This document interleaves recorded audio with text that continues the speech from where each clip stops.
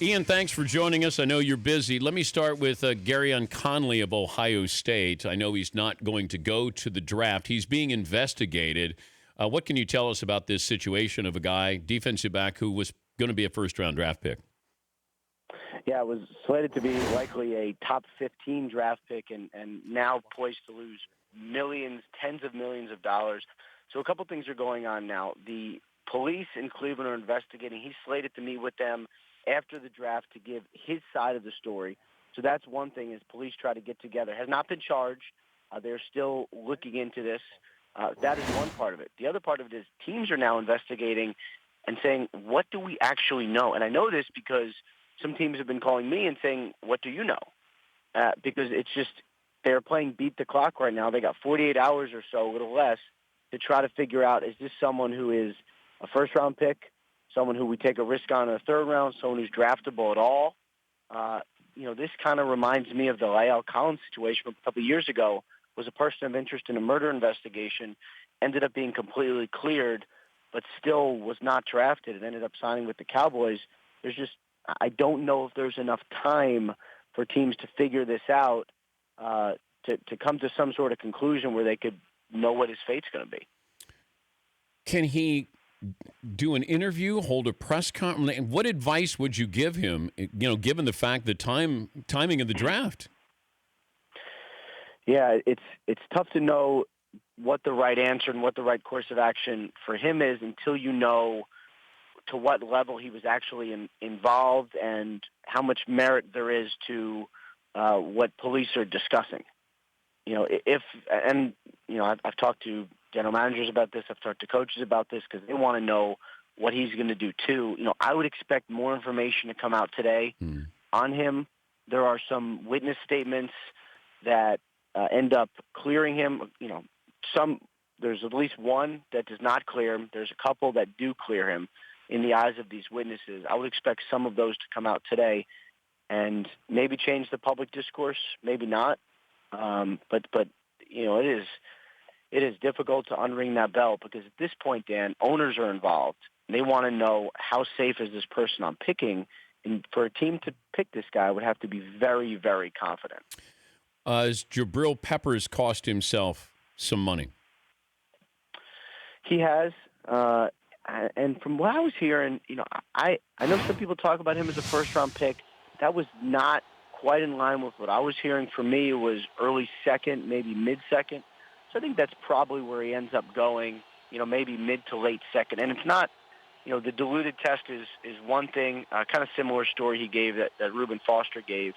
So that's one part of it. The other part of it is he's a great athlete. I mean, was a great college player.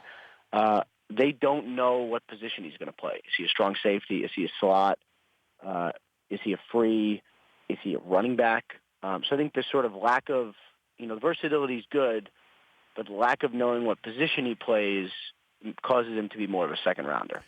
We're talking to Ian Rapoport, NFL Network insider. I know that we get fascinated with number one, and with the Browns on the clock, there's reason to be fascinated. San Francisco, to me, nobody's talking about the Niners, that it feels like, they're taking Solomon Thomas. And I'm not so sure here, Ian, or am I, in the minority? No, I'm not so sure either. They're considering, a couple different things, and they have clamped down pretty good as far as letting people know who they're taking. And, they could broadcast it because, we basically know who's going one. They could tell us who's going two and really wouldn't affect things. But that's really not how they do business anymore. So they've kind of clamped down. But, Solomon Thomas is a very good player. I know they're considering it too. They're also considering Leonard Fournette. They're also considering a quarterback, likely Mitch Trubisky. They got some, and I know they are considering a move down. So they got some real options there. And, Fournette would be an interesting one for me because when I talk to evaluators about it, it'd be very high for a running back, but man, he would just kill it in Kyle Shanahan's system, and that could be an interesting fit. When does the drama happen tomorrow? When the Niners are on the clock. Okay. First round, there'll be some stuff pre-draft. Teams are talking to teams, but, I don't expect anything with the first pick. When the Niners get on the clock, you're going to start hearing who's trying to come up. And really, a couple of the quarterback teams, Bills, Browns are trying to come up. But really the focus will be, do the Browns trade up into the top 10 to try to get Trubisky, or do they just chill and wait and say we're confident that no one's going to take him before 12? Would the Jets take Trubisky if he's there at 6? They like him. It is an option. From what I understand, I would be a little surprised if they did. They have so many needs defensively. They love this defensive draft. If O.J. Howard is there, the really, really good tight end, they will have to think very hard about that as well. They've had so little production from tight end in the past. I think that's something that we'll have to look out for, too. Yeah, the whole I know we get caught up in the quarterbacks. We love the skill position players with a mock draft. It's not sexy to talk about a defensive lineman or defensive tackle. Right. With that being said, where's Christian McCaffrey going to go? I would be very surprised if he's not a top 10 pick right now, which is crazy because if you told me that a month ago, I would have just laughed. But he's a great player. He is someone teams are fascinated by. And I would, could be as high as 8. I mean, the Carolina Panthers have done a lot of work on him.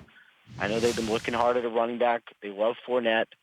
I think Fournette might be gone, and McCaffrey would make a lot of sense there. And this is sort of a media thing. I know we're all kind of discussing the Panthers and McCaffrey, but there is a lot there, and I think that's pretty real. Where were you with Laramie Tunsil situation last year? You're in the building, right? Oh yeah, I got a text right before the draft, and it was like, OMG emojis, and I'm like, what in God's name could possibly be happening right now that would cause someone to send me that really weird Do we text? have an emoji for Laramie Tunsil? It was the one where you're like, we do not have a gas mask emoji. No. Oh, okay. I'm surprised no one created that. Yeah. It was the oh my God face. And then one of our, my buddy Andrew Groover, who's on our news desk, sends me the video and is like, you need to see this. And so, that's one of those things like, all right, the situation just changed. This is out there. This is going to be the story of the draft. So I started making calls, and I think by the 7th or so pick, we were able to go on TV and say, this is Tunsil. It was 2 years ago. Teams are looking into it, kind of like that. But that situation, the Connolly situation, you prepare so much for this draft, and, man, we just never know what's going to happen. Marshawn Lynch, now a Raider? Expected to be. By the end of the day, if everything goes well, he will be. And he's flying back from Haiti. He was supposed to fly back yesterday and didn't get on a plane. Expected to be back today, take a physical. After, months and weeks of talking about it, he's got a deal. Going to pay him $3 million, could pay him up to $8 million with the Raiders for this year. No. The Seahawks and Raiders have agreed on a trade. Unless Lynch just doesn't show up, which I'm told that's not going to happen, he will be a Raider, and this whole thing will finally have a conclusion. Hey, thanks for joining us. I know you're busy, and have fun tomorrow night. Awesome. Will do. Thanks for having me. All right, that's Ian Rapoport. The Dan Patrick Show, weekday mornings on Audience.